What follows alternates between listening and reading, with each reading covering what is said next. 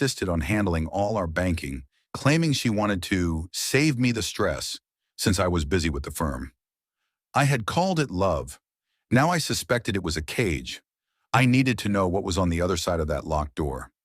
At 3 a.m., the house was a tomb.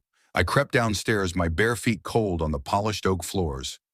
I found her iPad in the kitchen, or sitting innocently next to a fruit bowl. My hands were shaking so hard I nearly dropped it. I'm not a suspicious man, but an architect knows when a wall is leaning. I tried her usual passcode, our wedding date. Denied. I tried the girls' birthdays. Denied. My heart hammered against my ribs like a trapped bird. Then I remembered a date she mentioned once. Years ago, the date her late sister, Martha, supposedly died in a car accident. She had wept when she told me that story, describing the rainy night in Vermont.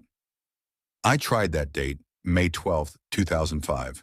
The screen bloomed to life. I felt a wave of nausea hit me. Tucked away on the third page of apps, disguised with the icon of a generic calculator, was a Vault app. I entered the same code. It opened into a gallery that felt like a punch to the solar plexus. There were hundreds of photos.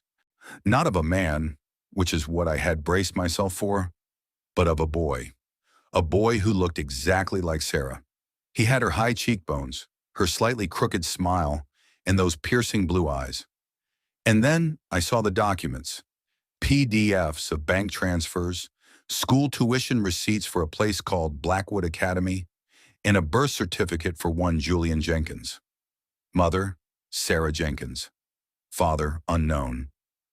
The next morning, I didn't go to the office. I drove to New Haven to see Dave, a forensic accountant.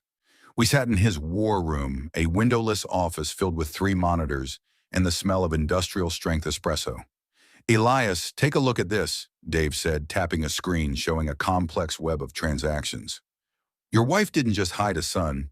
She built a financial ghost ship, and she registered an entity called SJ Legacy LLC. But look at the routing numbers. It's tied to your firm's federal tax ID.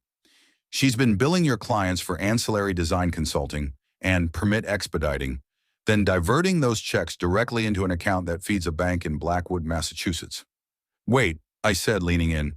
"Scroll back to the Smithson project. I remember that billing. I thought it was for the structural engineer." Dave clicked through a spreadsheet. "Nope. June 14th, 2024. $12,450. Billed under Smithson Site Prep.